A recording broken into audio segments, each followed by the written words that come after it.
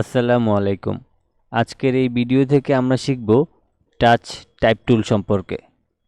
এই টুলসের নাম শুনে আপনাদের অনেকেই হয়তোবা ভাবতেই পারতেছেন না টাচ টাইপ টুল আবার কোনটা। হ্যাঁ, আমাদের একটা টাচ টাইপ টুল আছে যেটার কাজ আমরা অনেকেই জানি না এবং আমরা ব্যবহারও করি না। এখন আমরা যদি এই টুলসের কাজই না জানি বা এটা দিয়ে কিভাবে কাজ করে, তাইলে এটা আমরা কিভাবে ব্যবহার করব, তাই না? তো আজকের এই ভিডিও থেকে আমরা এই টাচ টাইপ টুলটার কাজটাই শিখব। এই টুলসের কাজটা খুবই চমৎকার এবং আপনি দেখলেই আসলে অবাক হয়ে যাবেন যে এইটা দিয়ে এত সুন্দর কাজ করা যায়। তো চলুন আমরা মূল কাজটি শুরু করি। প্রথমেই হচ্ছে আমরা টাইপ টুলে যদি ক্লিক করি, এখানে বেশ কিছু টুলস পাবো। আমরা অন্যান্য টুলস নিয়ে আজকে কোনো আলোচনা করব না, আমরা সরাসরি আজকে এই টাচ টাইপ টুল সম্পর্কে জানব। তো এখন আমরা প্রথমেই এই টাইপ টুলের মাধ্যমে কিছু একটা এখানে লিখে নিই। যেমন আমি এখান থেকে টাচ লিখে নিই। আমি অবশ্যই প্রত্যেকটা ওয়ার্ড বড় হাতের লিখব, TOUCH। আমি এখানে টাচ লিখলাম। এখন এখানে একটা জিনিস খেয়াল করবেন যে এখানে প্রত্যেকটা হাতের লেখা কিন্তু বড় হাতের এবং বড় হাতের প্রত্যেকটা লেটার। তো এখন এখানে আমাদের কি করতে হবে, এখানে যদি আমি রাইট বাটন ক্লিক করি তাইলে আমাদের একদম সর্বশেষ হচ্ছে টাচ টাইপ টুল। এটা দিয়ে আসলে কি করে, এটা দিয়ে মূলত এই যে টাচ কথাটার মানে তো আমরা বুঝি যে ছোঁয়া, কিছু দিয়ে ছোঁয়া।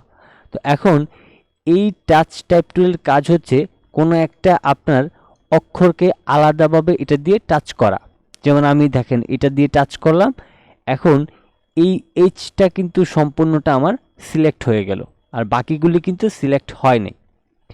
এবং এই টাচ টাইপ টুলের কাজটা হচ্ছে আলাদা আলাদা প্রত্যেকটা অক্ষরকে এটা দিয়ে সিলেক্ট করা যায়।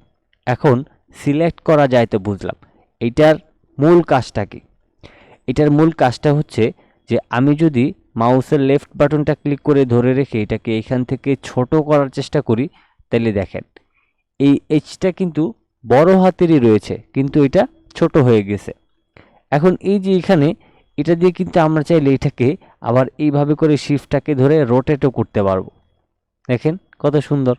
আপনি এটা দিয়ে যেইভাবে করে রোটেট করতে চান আপনি সেইভাবে করে এটা দিয়ে রোটেট করতে পারবেন, কোনো সমস্যা নাই। তো আপনি এটা দিয়ে টাচ করে আপনি এটাকে ছোটও করতে পারবেন, আবার চাইলে এটাকে অনেক বড়ও করতে পারবেন। তারপর আপনি এখানে ধরে চাইলে আবার এটাকে আপনি রোটেটও করতে পারবেন। অনেক চমৎকার একটা টুলস না? হ্যাঁ, আরও বেশ কিছু বিষয় দেখাবো যেগুলি দেখলে আরও বেশি অবাক হবেন। তো এবার আমি এটাকে প্রয়োজন অনুযায়ী একটু ছোট করে নিলাম। তো এখন বিশেষ করে আমরা যদি ধরেন নর্মালি টাইপ টুল দিয়ে কোনো কিছু লিখতে যাই, তো প্রথম ধরেন আমরা বড় হাতের টি লিখি, তারপরে OUCH আমরা এভাবে করে লিখি, তাই না?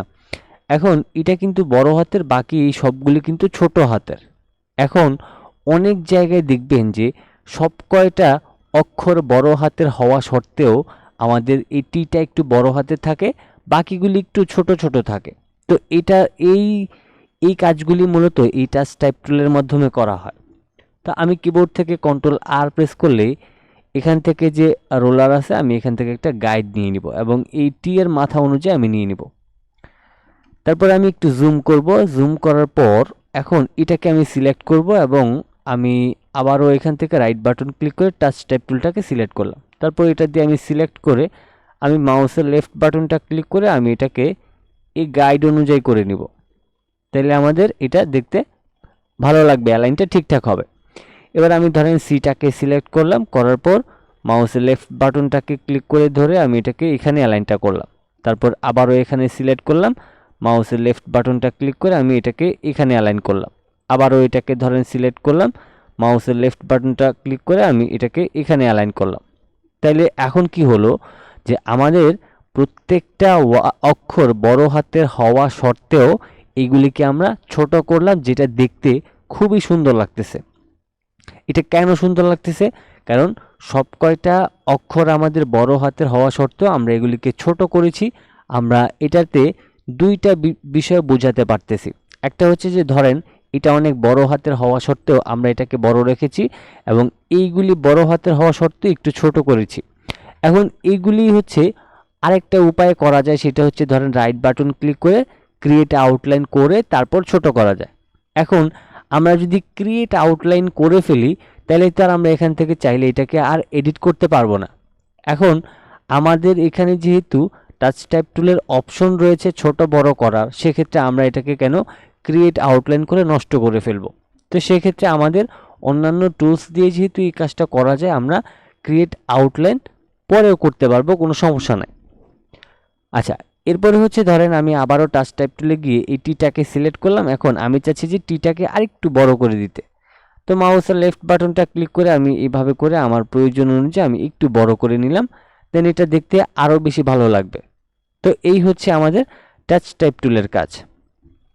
তো এরপরে হচ্ছে আমাদের আমরা যদি চাই যে আমি টাচ টাইপ টুলের মাধ্যমে এটাকে একটু এই পাশে করে চাপায় নিয়ে আসতে, যেমন ধরেন আমি এটাকে একদমই কাছাকাছি নিয়ে আসলাম, তারপর এটাকে সিলেক্ট করে ধরেন এটাকে কাছাকাছি করে দিলাম, তারপর এটাকে সিলেক্ট করে এটাকেও কাছাকাছি করে দিলাম।